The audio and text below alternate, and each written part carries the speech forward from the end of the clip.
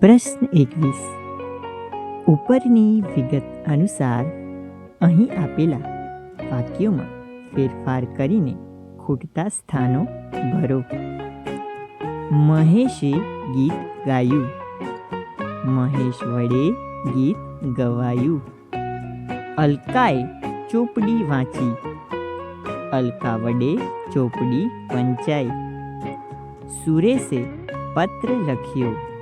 સુરેશ વડે પત્ર લખાયો. સાધુએ ઉપદેશ આપ્યો.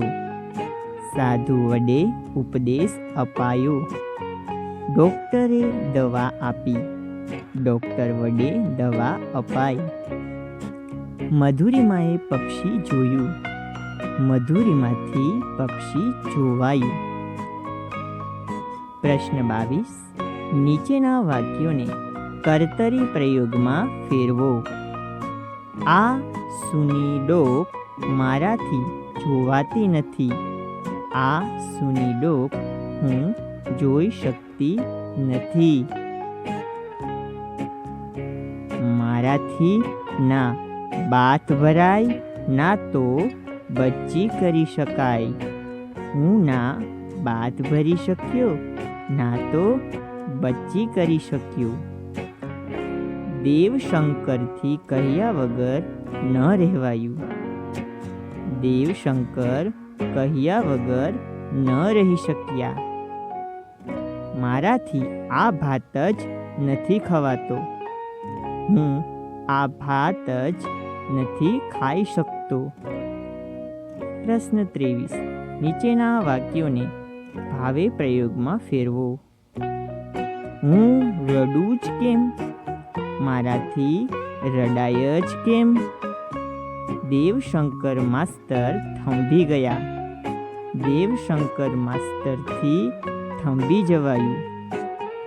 એ દરવાજામાંથી ગ્રાહકો અંદર જાય છે. એ દરવાજામાંથી ગ્રાહકોથી અંદર જવાય છે. હું કૂદી પડ્યો. મારાથી કૂદી પડાયું. પ્રશ્ન 24. નીચેના શબ્દોને શબ્દકોશના ક્રમમાં ગોઠવો. અમસ્તી, કારેલું, ચોપાનિયું, પટલાણી, મેથી, રવૈયા, ગળપણ, બાસુંદી, મારણ, રોટલી, લીમડો, સકરી.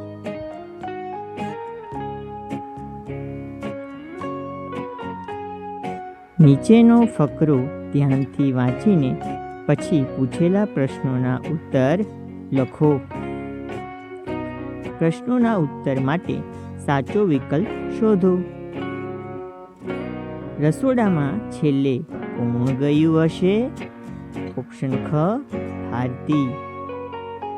કોના મોઢા પર અણગમો જોવા મળ્યો? ઓપ્શન ગ, ભારતી.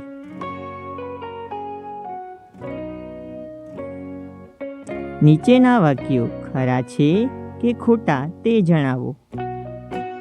કોકિલાએ કોબીજનો સંભારો બનાવ્યો. ખરું. રંજન રીંગણનો સ્વાદિષ્ટ ઓળો બનાવે છે. ખોટું. મીનળે પંચકૂટિયું શાક બનાવવાનો સુઝાવ આપ્યો. ખરું.